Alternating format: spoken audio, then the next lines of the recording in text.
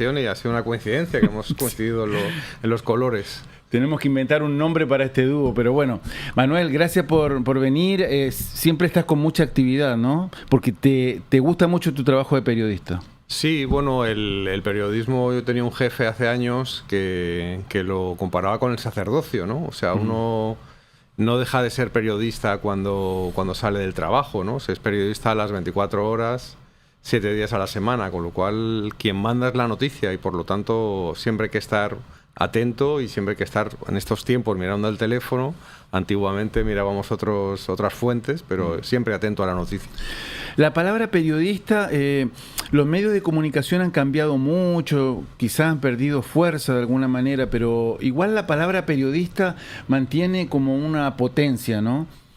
Si tú hablaras con chicos jóvenes de edad por ahí de tu hijo, veinteañeros o más jóvenes, y les explicaras lo que es el periodismo, ¿qué les dirías? Bueno, yo creo que la confusión viene quizás de que hoy en día, gracias a la tecnología y a las plataformas, cualquiera puede difundir una información, cualquiera puede subir un video de algo que ha visto en la calle, cualquiera puede presentar una opinión, pero eso no te convierte en periodista, ¿no? Periodista es una persona que trabaja con unas reglas, que contrasta toda la información que comparte, que tiene una ética, que tiene, digamos que hay detrás un trabajo, ¿no? Como el que hace un médico o como el que hace un abogado.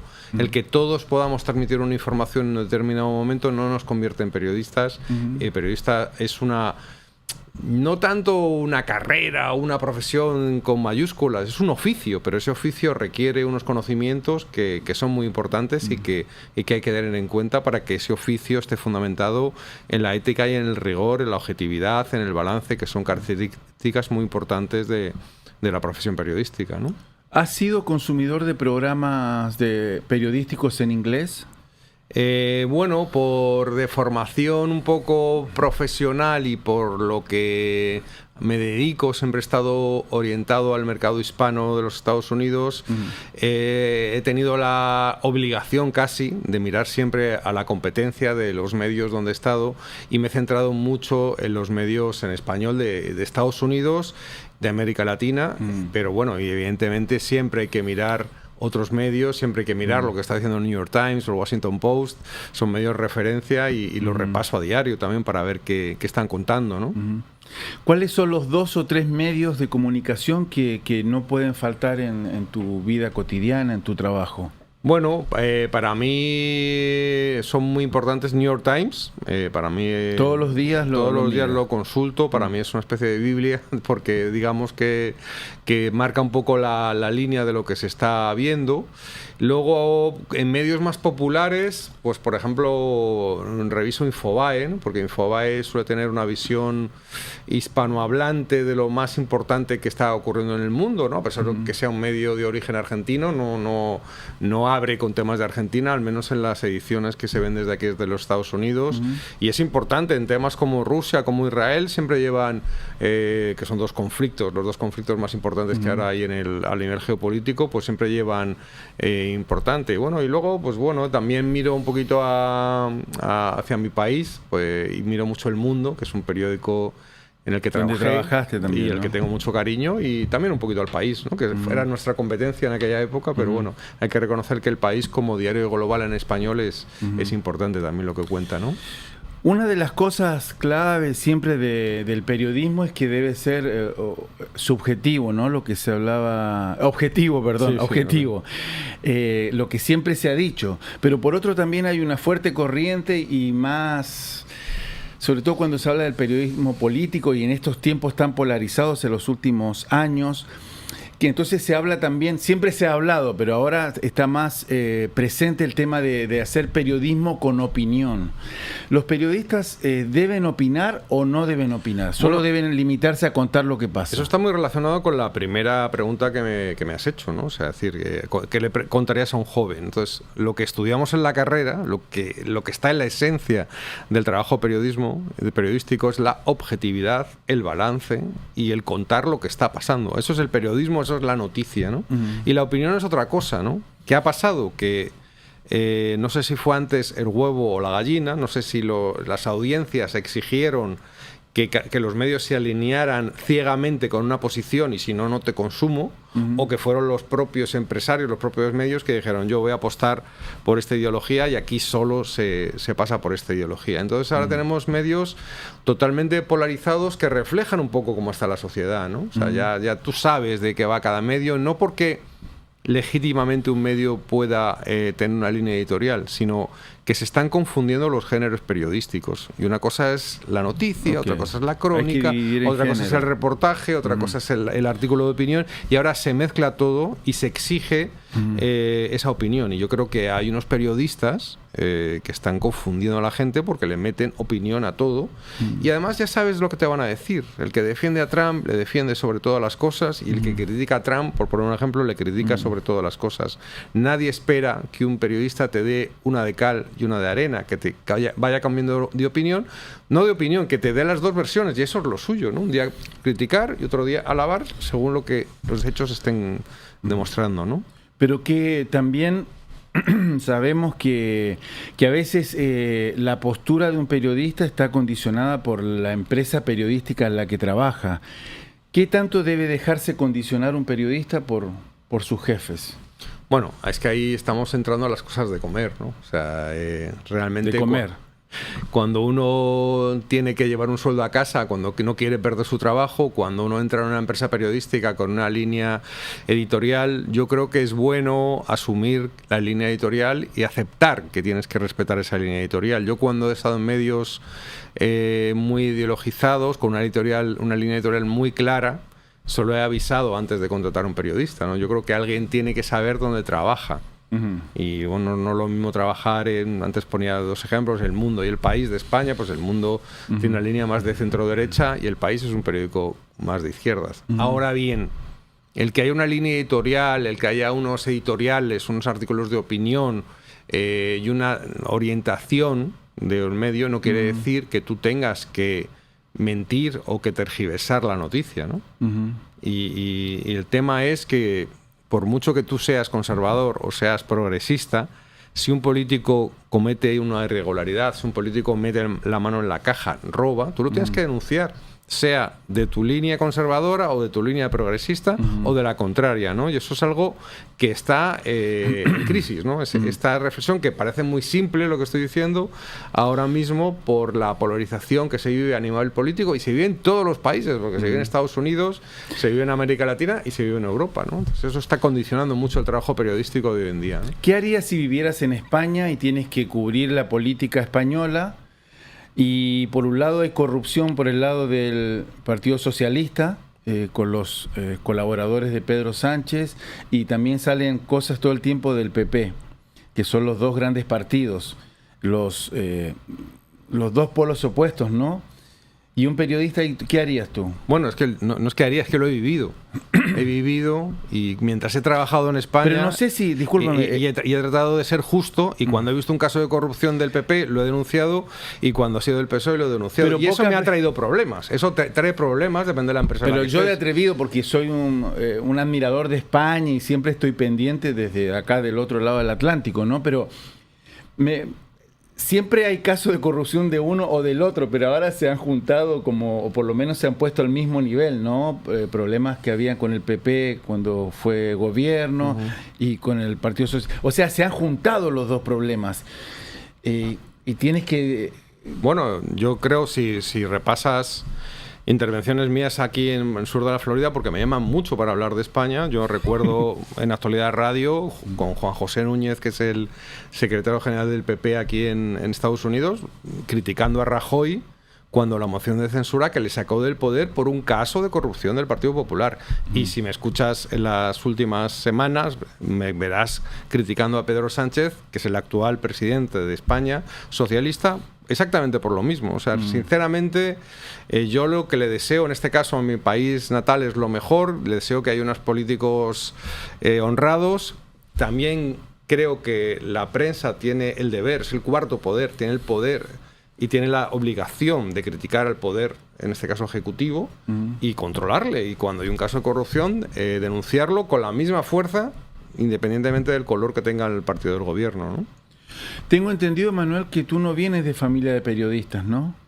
No, no, no. ¿Cómo descubriste tu vocación por el periodismo? Bueno, yo lo contaba hace poco, de niño ya me llamaba mucho la atención lo del periodismo, y de hecho cuando jugaba a las chapitas con los equipos de fútbol, yo me gustaba narrar esos partidos de fútbol. Yo en mi cabeza era aparte del juego en sí, era un locutor deportivo, ¿no? Y también escribir, ¿no? Aunque luego no es tan literario el periodismo, o no está basado tanto en la literatura, siempre me atrajo mucho lo de escribir, siempre de niño me dio por escribir, siempre que tenía buenas notas en redacción, me presentaba a concursos, y yo creo que eso es un germen, ¿no? ¿Te presentabas a concursos? Sí, bueno, Esa de hecho, no la sabía. Sí, incluso quedé segundo en uno con un poema que le escribía a Madrid, a mi ciudad. Manuel, ¿es más periodista un periodista de televisión, un periodista de prensa escrita, un periodista de radio?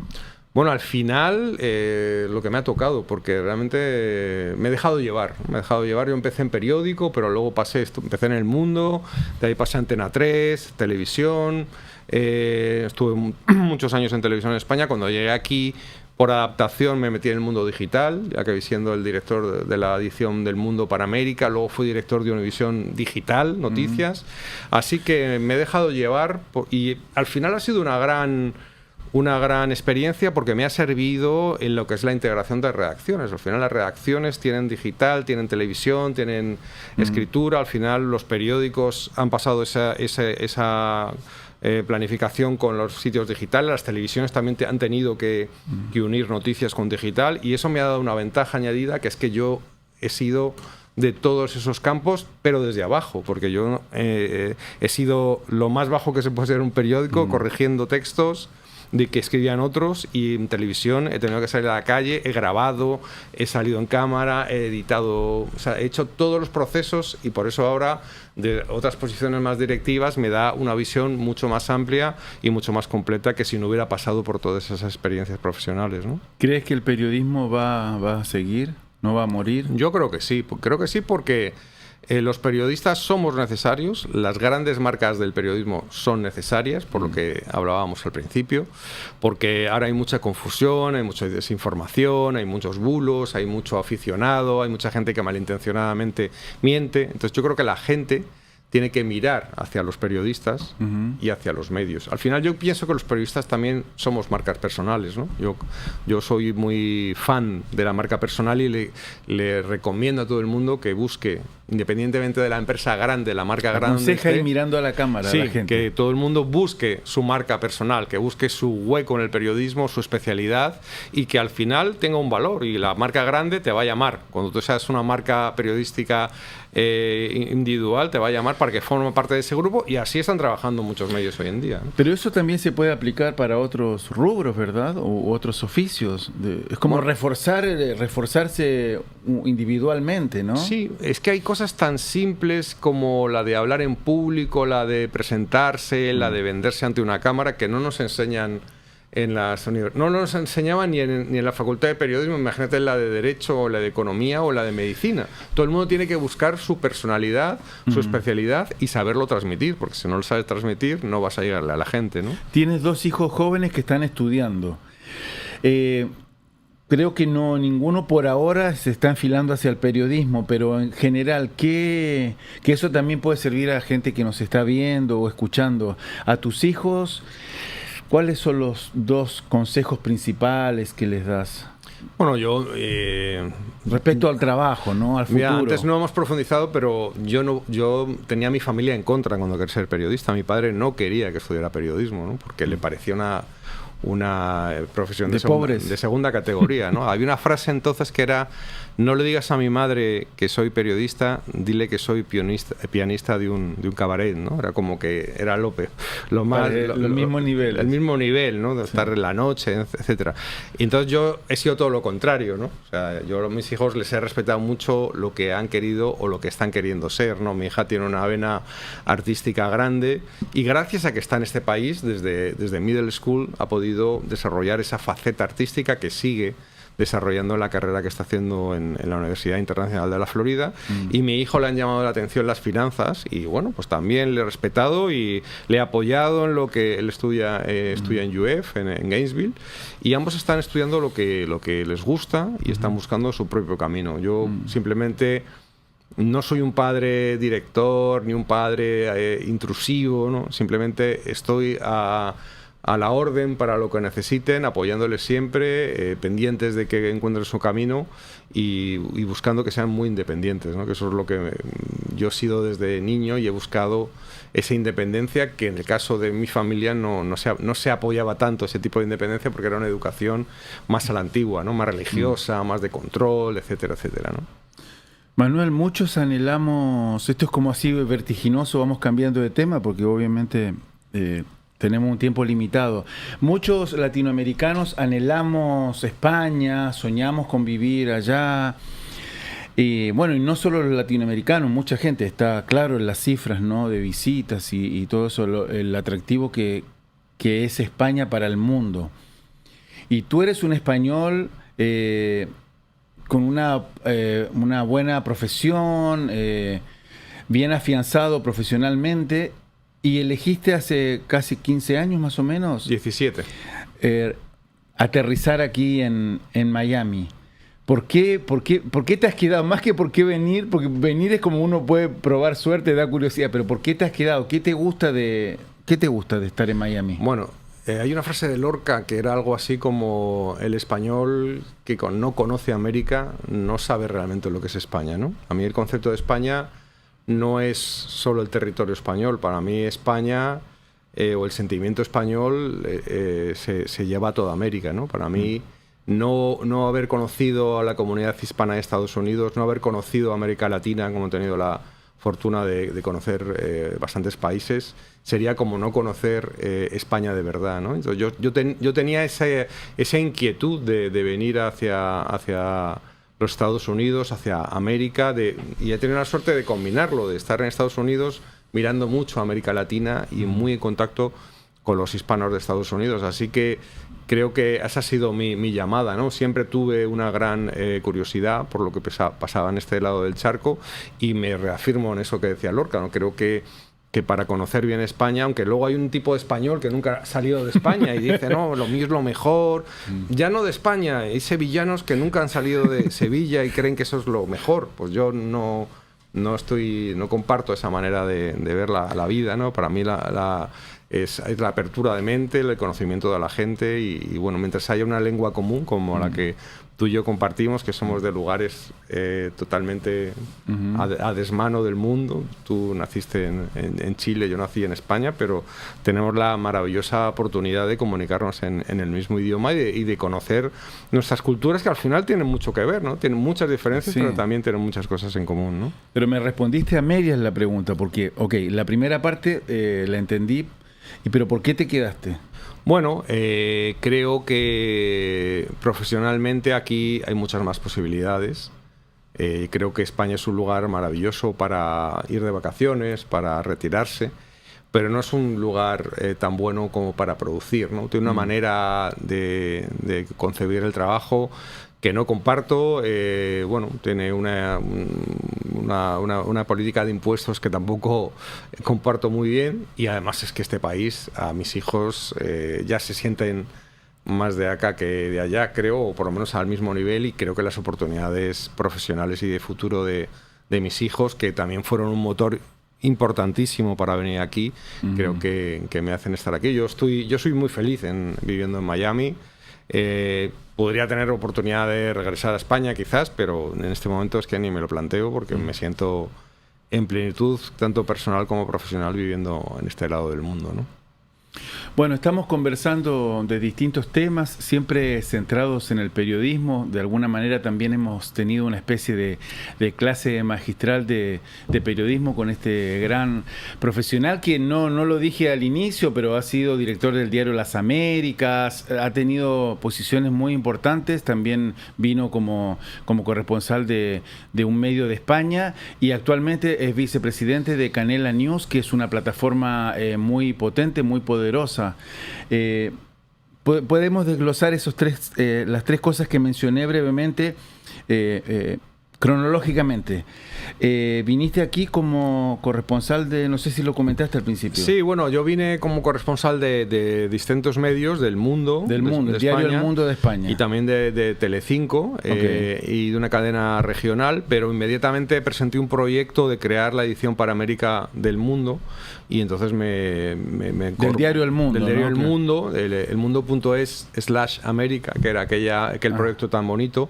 Y entonces montamos una redacción en Miami y una red de corresponsales por toda América Latina, y durante 3 años estuvimos haciendo un contenido, bueno, lo que decía antes, en español, pero mirando hacia América. ¿Diario Las Américas? ¿Cómo fue esa experiencia? Después del Mundo fui a Univisión, director digital, y de ahí me olvidé de director digital de noticias de Univision.com. En una época, UnivisionNoticias.com era una época muy, muy, muy interesante también de fusión entre las plataformas digitales y la televisiva. Fue una experiencia muy buena, y de ahí me llaman para dirigir la nueva etapa del Diario Las Américas, que acababa de cambiar de dueño, ¿no? ¿Y esta etapa de Canela? Bueno, ¿qué es Canela News? Brevemente, que Canela quedan 5 o 6 minutos. Canela TV es una plataforma de streaming que nace en streaming en medio de la pandemia, de una empresaria visionaria que se llama Isabel Rafferty Zavala, que se da cuenta de que los hispanos no tienen una plataforma potente con mucho contenido en ese momento en que había tanto consumo de streaming en las casas, y crea Canela, ¿no? Canela TV tiene series, tiene realities, tiene películas antiguas, clásicas, tiene novelas, y también tiene noticias, ¿no? Entonces a mí en octubre del 2023 me llaman para potenciar la parte de noticias, y digamos que para darle un sello más de Estados Unidos, y así yo contrato a María Alejandra Requena como conductora y a Gala Orellano como productor, y a partir de ahí con el equipo de México coordinado pues lanzamos el noticiero de Canela News para todo Estados Unidos, que recientemente cumplió 1 año, y tuvimos un evento aquí en Miami. Sí. Me gustaría acotar, como te conozco hace bastante tiempo, que yo creo que gran parte de tu éxito también tiene que ver con tu disciplina y tu capacidad de trabajo, ¿no? Te pregunto esto también siempre pensando en la gente, como a veces es bonito dejar como un mensaje, ¿no? Una enseñanza. Y creo que eres un buen ejemplo de que trabajando duro, siendo disciplinado, siempre te he conocido como jefe y siempre eres el primero en llegar, el último en irte. ¿Qué me puedes decir al respecto? Bueno, yo creo que, como decía antes, no tanto un sacerdocio el periodismo, yo creo que es un compromiso, ¿no? Yo creo que he intentado siempre ser un buen jefe y un buen líder, pero no a base de mano dura, ¿no? Yo no soy una persona de mano dura, ni una persona que hable mal a la gente, ni que irrespete a la gente. Yo lo que trato es hacer equipo, y para hacer equipo y para demostrarle a la gente y para contagiarle ese compromiso, pues creo que es importante, como decías, llegar el primero y marcharse el último, para saber que siempre estás ahí, y también que no se te caen los anillos. Si un día tienes que escribir, si un día tienes que salir en cámara porque falló un reportero, yo siempre estoy a la orden, y de hecho pasan esas cosas, que se va de vacaciones uno, se pone enfermo el otro, falla un invitado, siempre estoy ahí al quite para hacer el trabajo que sea. Y es bonito, ¿no? Realmente a mí yo me siento orgulloso, me siento reconocido, y no me arrepiento de haber dedicado parte de mi vida profesional y personal, porque al final la vida profesional se come parte de tu vida personal, y hay momentos en que, bueno, pues tu pareja, tus hijos, pues te reclaman, y tú estás a lo mejor revisando una portada, como me pasaba, me acuerdo, en Diario Las Américas, o hay un breaking news, te llaman y tienes que acudir. Pero en general creo que he conseguido llevar bien ese equilibrio sin desatender a los que me rodean, pero siempre estar pendiente del compromiso de liderar siempre algún proyecto periodístico, ¿no? Creo que podemos dar fe de que el periodismo es una bonita profesión, y siguiendo con este tema de hablarle al público, súper recomendable si alguno de los hijos o las hijas de alguna de la gente que nos está viendo, escuchando, quiere dedicarse al periodismo. Es bonito, ¿verdad? Es bonito y siempre está en crisis, ¿no? Porque yo decía, mi padre no quería que yo fuera periodista, pero ahora tampoco corren muy buenos tiempos para el periodismo. Ahora como que te dice un hijo que ser periodista y que vas a decir, uy, los periódicos de papel van mal, las televisiones por cable están en crisis, hijo, ¿qué vas a hacer? Pero yo creo que hay que respetar la vocación de la gente y hay que respetar el compromiso, ¿no? Yo creo que es una profesión muy bonita, es una profesión que requiere ese cuidado, ese cariño, ese compromiso profesional y ético, que siempre creo que es importante volver a lo de antes, por favor. No, el activismo político es una cosa y el periodismo es otra. O sea, desgraciadamente el sur de Florida, esta ciudad, está llena de activistas políticos disfrazados de periodistas que dicen unas cosas que te caes para atrás de la silla. Y bueno, yo estoy acostumbrado que voy a un programa, veo los comentarios, a veces me llaman ultraderechista, a veces ultraizquierdista. Te llaman. Los comentarios, porque al final, insisto que se está educando a la audiencia en que solo escuche una parte de la realidad, ¿no? Yo creo que el periodista bueno es el que hablábamos antes, el que un día critica a la derecha y al día siguiente a la izquierda, ¿no? Y eso es algo que me gustaría que el público volviera a añorar. Me parece que hoy en día todo el mundo solo quiere escuchar lo que quiere escuchar y eso me parece muy negativo, ¿no? En este último minuto me gustaría, en unos segundos, ¿crees que hay posibilidad, por la Constitución en estos momentos no se puede, pero hay posibilidad de que Trump haga alguna movida para volver a ser elegido? Bueno, ayer en tono humorístico le dijo a Zelensky, anda, si hay una guerra se puede prolongar el poder, pues es una buena idea. ¿Pero qué piensas tú, para terminar, que se nos va el tiempo? Creo en este país, creo en el equilibrio de poderes y yo creo que aunque quisiera, ya no digo Trump, alguien quisiera optar a un tercer mandato o prolongar su estadía en el poder fuera de la ley, este país es un país de leyes, un país con un poder judicial potente, con un poder legislativo, 2 cámaras potente, que pueden cambiar el año que viene, puede pasar de republicano a demócrata. Entonces, a mí no me preocupa. Creo que este país, como ha funcionado desde hace mucho tiempo, va a seguir siendo un país de leyes y no va a ser posible que un presidente, sea Trump o sea otro, se intente prolongar el poder, como pasa en otros países que son menos serios en este tema, ¿no? Bueno, Manuel, muchas gracias por habernos visitado. Bueno, un placer y hasta cuando quieras, repetimos. Me encantó. Bueno, siempre creo que uno de los objetivos de los entrevistadores, de los periodistas, es curiosear, ¿no? Meternos un poco en la mente del entrevistado y creo que, modestamente, yo creo que lo he logrado. Así que bueno, espero que ustedes piensen lo mismo y será hasta la próxima trastienda. Gracias.